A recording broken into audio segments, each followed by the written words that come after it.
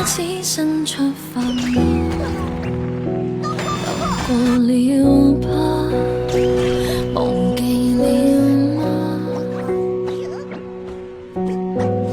窗紗邊餐台的配搭，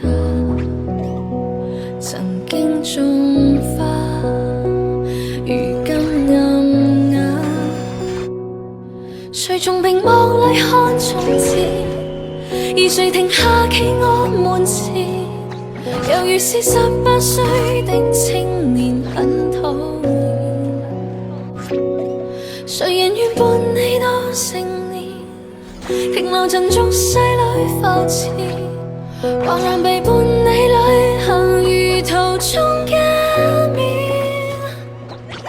只可惜風景都錯過，差一點方可親吻我。喜歡這觸摸俘虜我，而你欠我。當天的街巷中碰過，吹起的煙圈中說過，心中這一位英俊少年的愛火，可消碎。